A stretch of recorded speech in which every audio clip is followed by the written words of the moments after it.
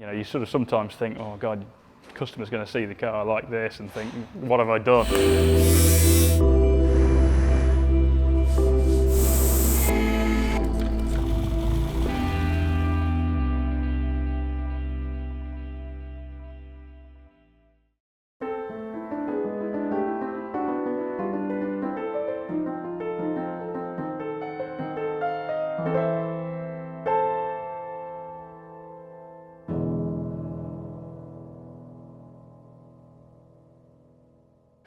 It's been too long on this one again, really, hasn't it? But consequently, we've made a lot of progress on this. I think something I've been really looking forward to on this is showing off Stu's work on the sheet metal side of things, which is something that we never really did. On the Murray Escort, there was obviously a lot of metalwork involved with it, but we weren't really hand making many panels because you could buy most of them off the shelf. Varying quality, admittedly, but there wasn't a lot of properly handmade panel work, whereas on this one there is so much handmade panel work going into it, so it's really nice to be able to show that off. And that's the majority of the work we've been doing on it at the minute. When we did the first episode, Stu was just doing the door skins, which we kind of showed but we didn't mention really. So all 4 doors have been reskinned. None of them were that bad, but there's always a bit of a question mark on sort of, particularly cars of this age, what's lurking inside closed seams like that, where the inner skin and the frame meet. So largely as just a precautionary thing, we took all the skins off to see what the frames were like underneath, and we were very glad we did, because there was a lot of surface rust around those frames, and actually quite a few bits where they were starting to go through when we properly excavated it all. So yeah, various frame repairs to do on all the doors, reskinned all the doors, epoxy primed the frames on the bits you can't get to afterwards, and the insides of the skins before all that went together.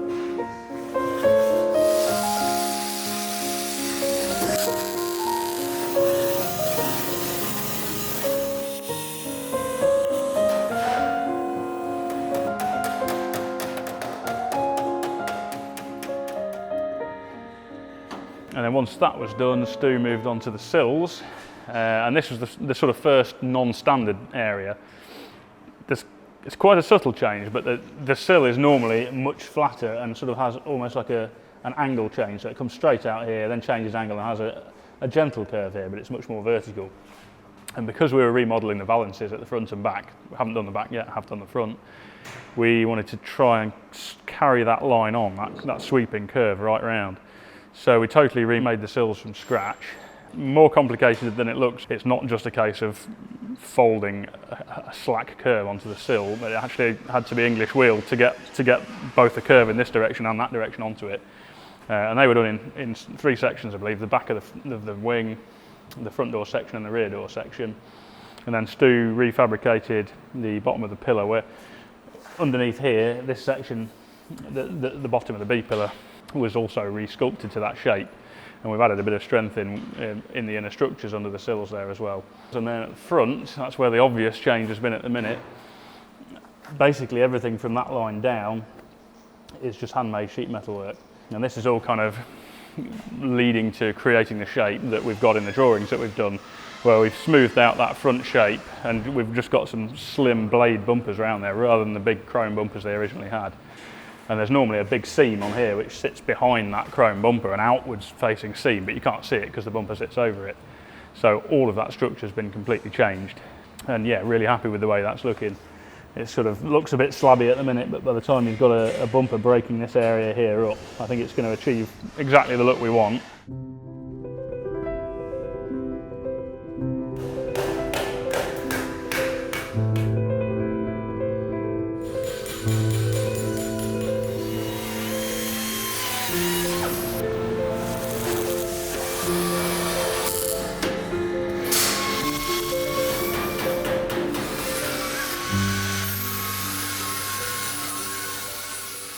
One of the big changes is the driving lights here have been changed into air intakes, and that's all been in aid of improving the cooling system.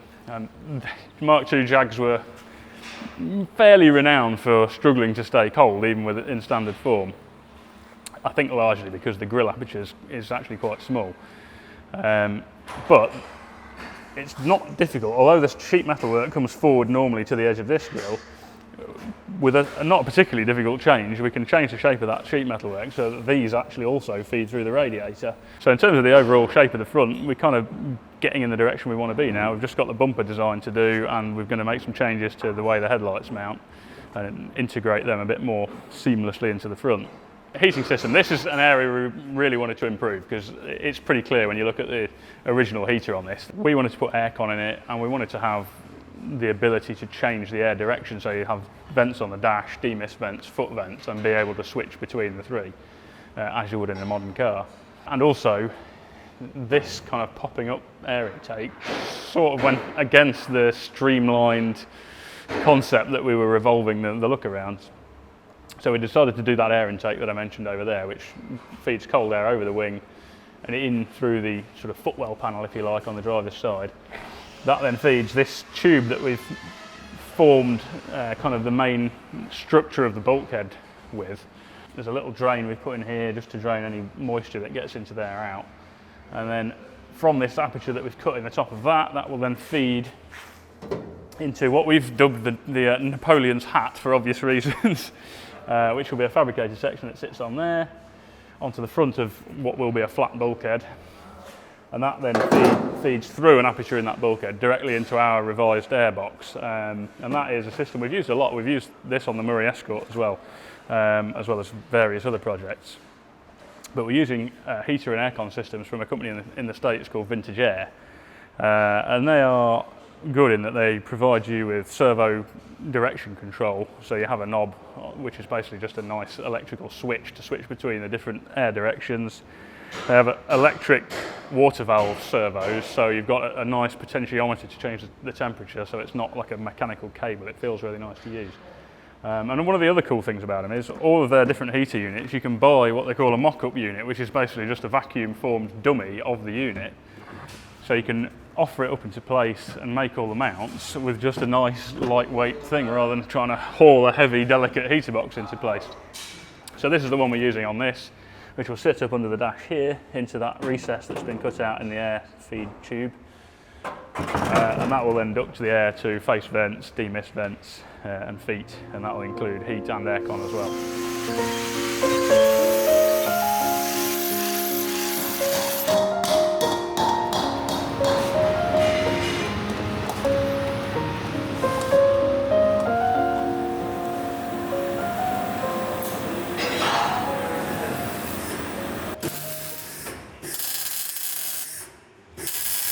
So that's all coming together. The upper part of the bulkhead is Stu's been fabricating at the minute. I think we've got some of the bits down here which will form that. We're just going to be pressing some details into these as per the line that's on there to make it cosmetically pleasing. And that being the original bulkhead, which has all sorts of holes and threaded inserts, none of which are relevant to anything that's going to be there now, so hence the decision to just start from scratch on that. And in the bulkhead area as well, the other big change we're making is the pedal box. On a Mark II normally there's a brake master cylinder up here, but it's a remote servo because the carbs normally sit that side. There wasn't room originally to put the servo over there. So they put a servo mounted in a recess in the inner wing down there. But remote servos are never particularly nice because you're just adding loads more joints into the system in terms of plumbing. And you've obviously got to have the space taken up down there, which is not a particularly nice place to have it. So we are using a pedal box from it'd be an X300 Jag XJ, so basically a mid to late 90s Jag XJ, which will mount into a revised part of the bulkhead over there and has the servo directly attached. The other benefit is it's all relatively easy off-the-shelf parts to replace the master cylinder and servo. It's a manual pedal box from a manual X300 Jag, which is actually quite unusual. They didn't sell that many manual XJs. But for this customer, he wants a manual box on it. So we're going to be refabricating the bulkhead to mount that. We had the customer over here probably a week ago, 2 weeks ago, to do a trial fitting. So we had the seat in there and just wanted to assess the pedal positions and get the steering wheel position right, which is a bit of a weird one. It feels like the steering sits too far to the left, but I can see why they did that, because you can't really go any further to the right because it gets really close to the door. But yeah, we were happy with all of that, so That's pretty much ready to finalise and start finishing off the metalwork on the bulkhead. And in the meantime, over the last couple of days, Stu and Nat have been doing the boot lids. So we were completely smoothing the boot lid out to get rid of the number plate plinth, and it made sense to make a boot lid from scratch. And we decided to do that in aluminium, so that's what they've been doing for the last couple of days. And I think unusually, rather than me waffling on about how it was made, we'll just see the footage of it being done, and you can see for yourself.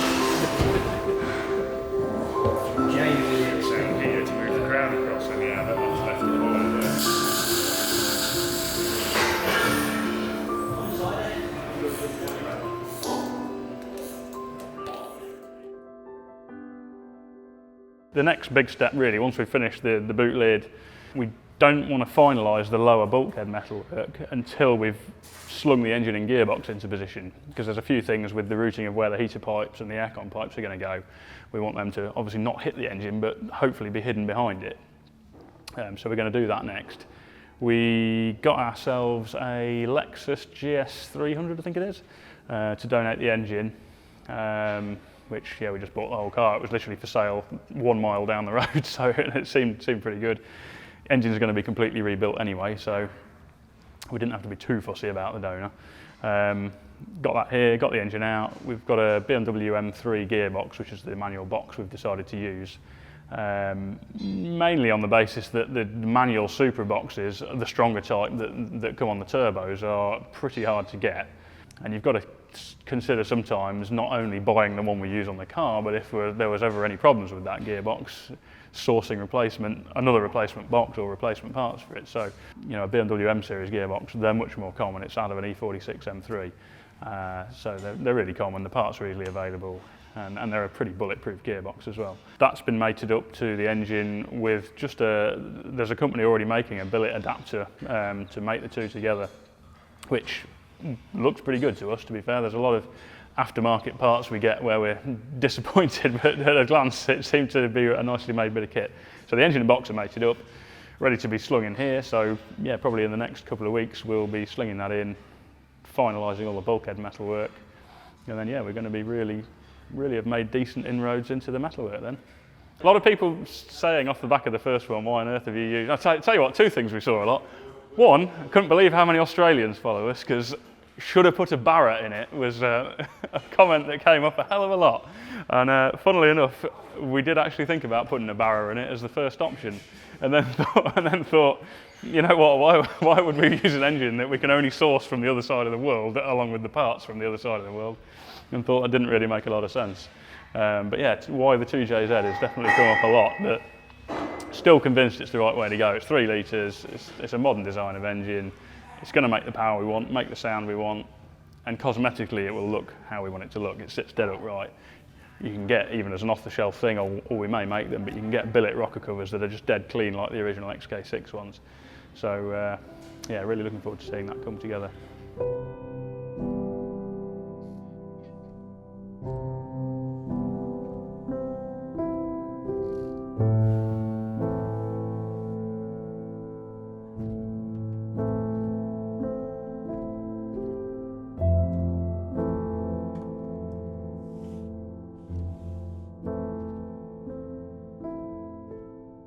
How long do you reckon for this kind of build? 18 months to 2 years. Yeah. I would always, it's bizarre though, I'm so used to now all these complicated projects we've been doing, massive amounts of metalwork, re-engineering. We're just constantly extending how long we think things are going to take. And then we took on a Mark II Rs2000 Restoration, which was 90% a standard restoration. and we were just staggered how quickly we got through it. It's been 6 months, I think, and it's basically done. It's just like, what have we been messing around with on these other cars? But you know, you kind of look back at the journey those cars have been through, and look through the photos and go over the videos again, and you think, oh my God, there was a lot of work involved. Have you spoken to the customer? Has he seen any progress? Yeah. As I said, didn't I? He came over 2 weeks ago, I think it was, to have a sit in it. Yeah, he was really excited. It's actually interesting because obviously we get to meet all sorts of different people, and some of them are really total petrol heads, and some of them are just kind of into cars, but not kind of totally into all the terminology and the detail. They just know what they like and know what they don't like. And this customer probably fits that kind of bracket. He's not like a geeky petrol head. He just knows what he likes. And it was interesting seeing him sitting in a bare metal shell holding the steering wheel and just grinning from ear to ear, even when the car's at this stage and with so far to go on it, that the excitement was there even from this point, which is really interesting to see and exciting to see for us. You know, you sort of sometimes think, oh God, the customer's going to see the car like this and think, what have I done? There's so far between this and a finished car. But you know, even at this stage, he was really excited about it. How are the purists taking to it? Not good. But not that I'm surprised. Yeah, I mean, the engine's always going to be a subject of debate, and I think people either get it or they don't. And there's always these people who believe, sometimes worryingly strongly, in a certain brand. You know, when we did the Millington-engined Alfa, it was all, oh, you've taken the heart from the Alfa. It's not a real Alfa without an Alfa engine. But you've got to remember, it's just a piece of metal that was designed by an engineer or a group of engineers, as is any engine. So we just approach it from a neutral point of view of, is that piece of engineering going to do the job we want, and has it been executed well? And wanting a relatively modern 6-cylinder that ticked all the boxes we wanted to tick, that was the best option, and it's a well-engineered engine and it's going to do the job. So I completely stand by our decision on it, and I think, and this is the biggie, I think when people see it done, they'll understand. You know, when they hear it, see it driving, see the engine bay, I think they'll be like, oh yeah, I get why you've done that.